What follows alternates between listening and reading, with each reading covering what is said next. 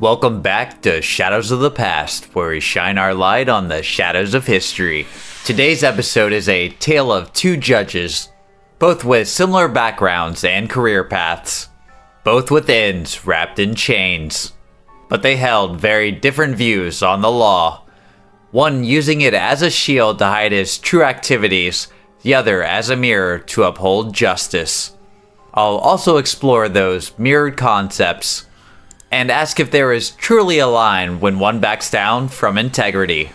Let's delve into the shadows.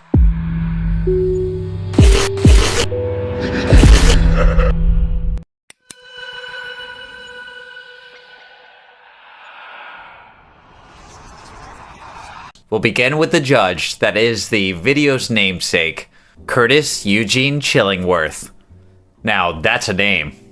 He was born in West Palm Beach to a well-off family, his father himself actually being the first attorney of West Palm Beach, this honorary title possibly driving his son's further actions growing up. Chillingworth would graduate head of his class at University of Florida Law School, and then continued to be elected the youngest county judge for Palm Beach County when he was only 24. He would eventually meet and marry the love of his life, Marjorie McKinley, who is described as being both gentle and sweet. They would bring two joyful children into this world. Joseph Alexander Peel Jr. was not too far off from Chillingworth in these respects. He was also from an affluent family whose father was a hotel owner. He would go on to attend law school, Florida's first, Stetson University's College of Law. He would get to be a Florida Supreme Court Justice for 24 days when substituting for Harold Sebring. This happened in 1947 around the Nuremberg War Crimes Tribunal. He would also find the love of his life, Imogen Clark, who held the title Miss Stetson while in college, noting her beauty. They would go on to start their own family and Peel his own law practice. This is where any similarities end though. Both men were quite different in temperament and how they viewed the law. Chillingworth was outstanding in every regard with his service to the military, law, and his community. A spotless record, just as spotless as his drab black robes he wore when executing the law. He set high standards for himself and did it in humorless fashion. He usually hit those high standards though, with many of his rulings never being overturned or modified. Peel, on the other hand, was far more flashy, walking around in white linen suits after parking his new Cadillac, far more dashing and charismatic than his counterpart, but also holding a far more loose interpretation of the law. Peel was running a plethora of protection racketing activities for bootlegging and gambling operations. His execution of the law in the courtroom would also conform to his own skewed standards. Chillingworth's ever-watchful gaze constantly fell upon Peel's illicit activities, and he would be there to reprimand him for faltering. In 1952, Chillingworth caught Peel asking a client to lie in court. A year later, he would find that Peel represented both the plaintiff and the defendant in a divorce hearing.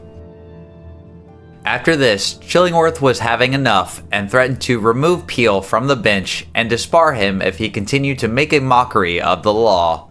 Peel just didn't listen.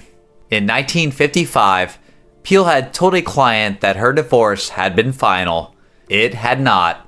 The woman remarried and gave birth when she found out that she still had been married to her original husband this whole time, becoming a bigamist.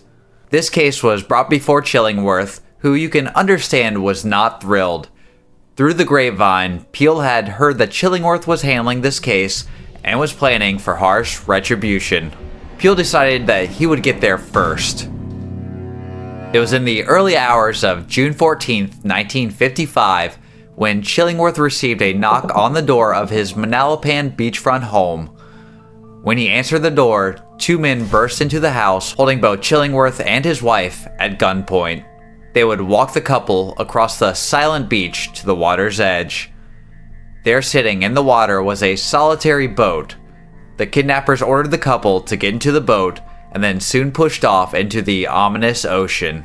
The purr of the motor cut through the chill of the quiet as they made their way through the inky blackness. After what seemed like a painstaking eternity, the kidnappers cut the motor and ordered Marjorie to stand. The men then bound her in heavy chains with even heavier weights. They gestured toward the water and told her, "Ladies first." Chillingworth gazed hard into his wife's eyes, reminding her that he loved her. "I love you too" would be the last thing Marjorie uttered before she was pushed from the boat and dragged under the murky depths. The silence cut by the hopeless splashing. Next would be the judge.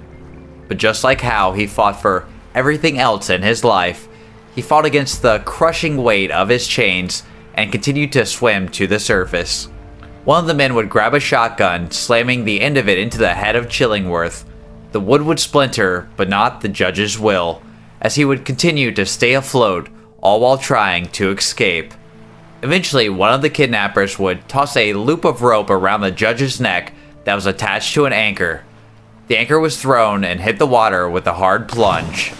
It would sink fast under the nebulous waters, Judge Chillingworth being dragged with it. The shotgun would soon follow the last splash before the cover of night again fell eerily silent. The kidnappers would make a phone call before they ended their night, giving a solitary message to Peel. "The motor is fixed." The next day, a pair of carpenters arrived to the Chillingworth house to fix a window frame and set up a swing. But as you can guess, no answer. The judge would also not be showing up for his 10 a.m. hearing. Everyone knew something was amiss. The judge had never been tardy before, priding himself on his punctuality. The sheriff was notified, and he began his search immediately, fearing something horrible had happened. And as we know, those fears were well placed. Sheriff John Kirk and his deputies in tow shortly arrived to the Chillingworth residence. They searched the house thoroughly, but only found a few scant clues.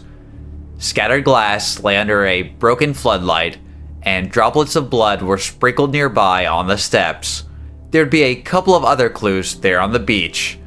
The footsteps in the sand leading out to the water, and the adhesive tape that the Chillingworths had been bound with. Their clothes and messy bed indicating they had been resting before their departure. All the money and valuables were still present at the house, so it means that it wasn't a robbery.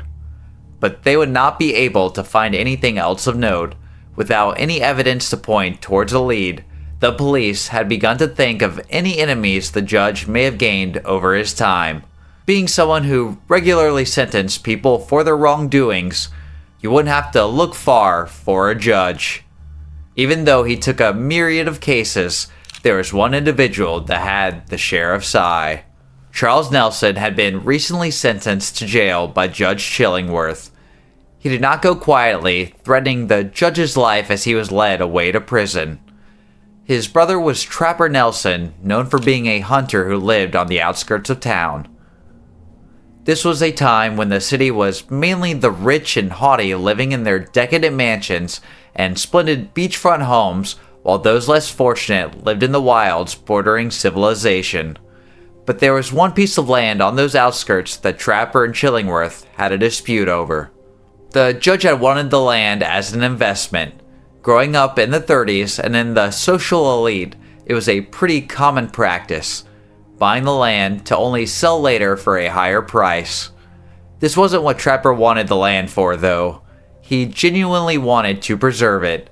If he had his way, that land would never be developed on. And if history is a good indicator, land disputes can get pretty volatile. Charles had been let out recently, and so the police believed the brothers the prime culprits. But what they found when they spoke to Trapper was far more surprising. Despite the judge's upbringing, he often walked outside of the circles he would live in, speaking to those people that Chillingworth's associates would consider uncouth.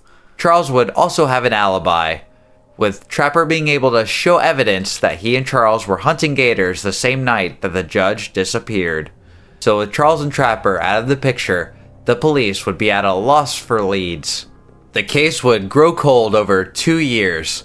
It was then without sufficient evidence or even a body that the police declared the couple officially dead. But after one more year of dead silence, a new break happened in an unexpected way. A body was found floating in the water, but not the body that you would expect. It belonged to Lou Jean Harvey of Jacksonville, Florida. It looks like Harvey was involved in some unsavory business activities. Henry Lovern of the Florida Sheriff's Bureau, previous Army counter-espionage, was tracking bootleggers and moonshiners when he got the call about Harvey. When Lovern spoke to Harvey's wife, she said that he had a business meeting but seemed very nervous. She had gotten the license plate from the car that he had gotten into the last day that he was seen alive. The car was registered to John F. Lynch. This led Lovern to Lynch, who was actually Lucky Floyd Hopsiful. Lucky had a shady history involving bookmaking and a pair of armed robberies. On the surface, he had seemed to go clean becoming a mechanic. In reality, he would be doing anything he can to help the criminal underworld rake in money. It was during his investigation into Lucky that Lovern would then meet Jim Yinzer. Yinzer was a former insurance agent who also dabbled in the criminal underworld. Lovern had asked Yinzer if he knew anything about Harvey's body washing up. Yinzer said he didn't, but he did know something about the Chillingworth case and that Lucky was involved. Lovern's attention turned fully to the judge's case, and Yinzer was more than happy to help. Dollar signs dancing in his eyes with a cash reward for any help in resolving Chillingworth's investigation. Lovern would also get the help from two other individuals. One was Peel Wilbur, ex-police and bondsman, who went undercover and played Peel against Lucky. He was also working with Peel, but turned on him after being spurred. The other would be on his partner in all of this, Ross Anderson, a former Polk and Hillsborough County deputy. He gained his name in taking down gambling rackets. But Lovern would not be the only one with a partner. Looks like Lucky had one too, George Bobby Lincoln. Lincoln owned several pool halls and would run bolitas out of those for Lucky. Bolitas were basically just lotteries, but instead of being run by the state, it would be headed by local gangsters. This was during a time when segregation was still in full force, and so Lincoln would run the bolitas for the black communities while Lucky was running them on the other side.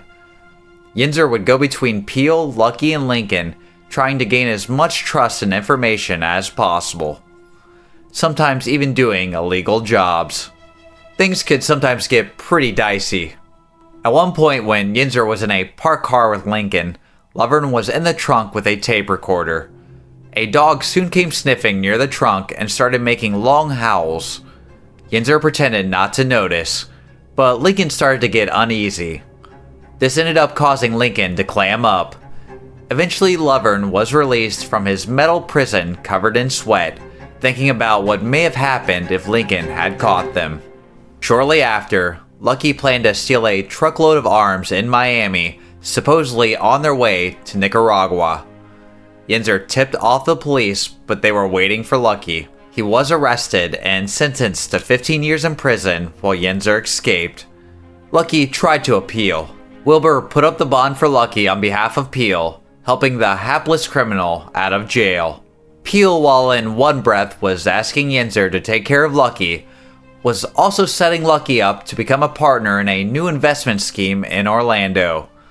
While there, Lucky feared that his appeal would not go through, so Peel incited this fear, telling him that everything going down with the Harvey case was going to get much more heat and he would need to go into hiding. Peel then convinced Lucky to flee the country, and Peel would personally fund it, sending the money after Lucky had arrived. So Lucky left for Rio de Janeiro. But he quickly went broke. He would request the money from the corrupt judge, but he was not responding. Wilbur had also been burned for money by Peel, and so he sent copies of Peel's 2 bounced checks for Lucky's bond. Wilbur fanned the flames even more. Lucky was starving in a foreign country, while the firm he had set up in Orlando was raking in over $2,000. Wilbur turning the screw even harder when he told Lucky that Peel was making moves on his wife while he was in Brazil. This was a lie, but Wilbur wasn't letting Lucky know that. And so in anger and desperation, Lucky flew back to Florida in September of 1960, 5 years since Chillingworth's death. Yinzer would hole up in a Melbourne, Florida hotel. During this time, Peel would meet with Yinzer having another conversation about the murder of Lucky. Detectives were on the other side of the wall with large recording equipment, taping everything. It had been an arduous task, running all the wires throughout the walls and setting up the cumbersome equipment, but the fruits of their efforts were close at hand. Soon after Peel left, Lucky showed up. There was a bottle of whiskey and 2 glasses waiting on him. He was nervous at first, telling Yinzer that he believed that Peel had hired Yinzer to kill him. The double agent assuaged Lucky, telling him that he wasn't going to do it, cause to off Lucky would then mean that Peel would then be out for his blood. This somehow made sense to Lucky. They would go on to drink, and then talk, drink, and then talk, and you guessed it, drink, and then talk some more. 4 days of it, 30 reels of tape total were used. At some point, Yinzer let Lucky know that Peel had actually hired him to take out Lucky. This was the last straw for the con man. Between the philandering with his wife, ghosting him, and now trying to have him killed, this was a load of crock. And after all he'd done for the crooked judge, Peel absolutely owed him. This is when Lucky confessed to murdering the Chillingworths with Bobby Lincoln. Peel had said that the judge was sticking his nose far too much in his criminal business. Things could be affected, and he had to go. This was false, though. Chillingworth had no idea of Peel's alternate life, just the failings within their profession. He drove Lucky and Lincoln to the Chillingworth residence so the men could get a good look at their unfortunate victim. Soon after, the tragic events of that grisly night unfolded. Beginning with Lucky renting a skiff while he, Lincoln, and a bottle of whiskey made their trip across the desolate waters to the Chillingworth home. The night ending in a haunting vision of the judge disappearing under the water. The vision seared into Lucky's memory. He would also tell Yinzer more of Judge Peel's practices, including his way of approving official documents under the right conditions. You know which ones. And the way he would tip off the underworld to any cops coming their way. Peel would help run the many rackets and cons that Lucky and Lincoln were involved in.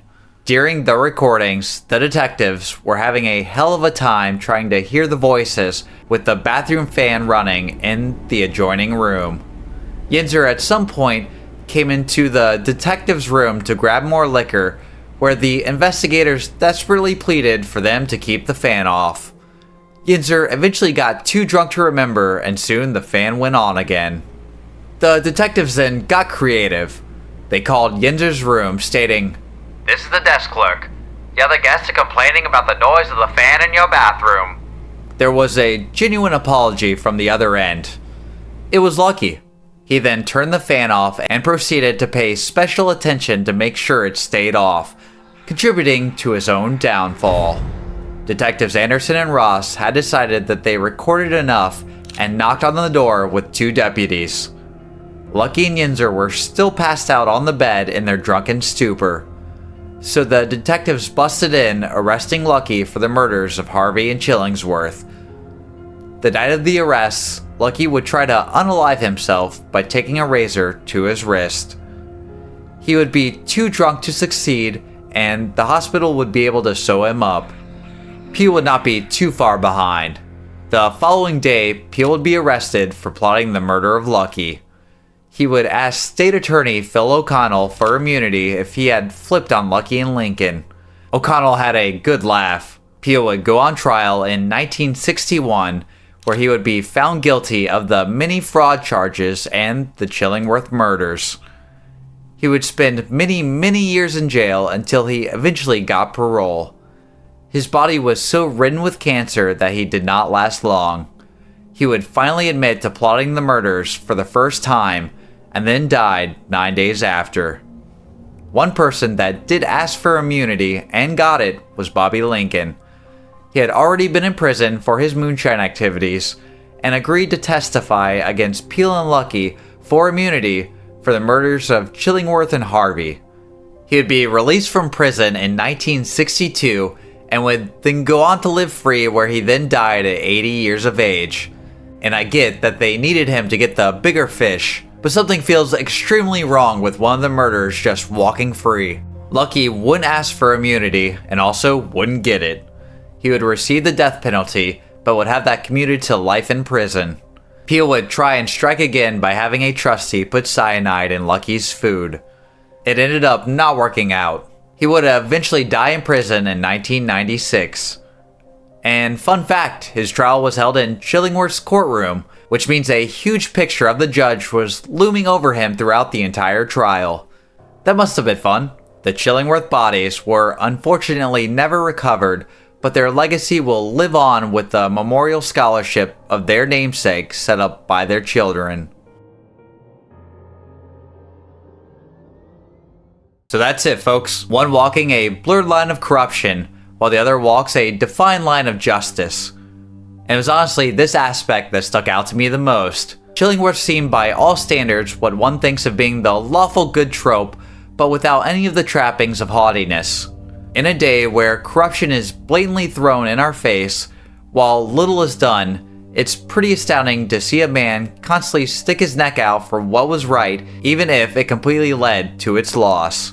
And it's always a complete tragedy to see those people with good intentions lost to those with ominous schemes. And it also made me think hard about Chillingworth's choice. If I had been in the judge's place, had even known about Peel's ulterior dealings, would I have made the same choice?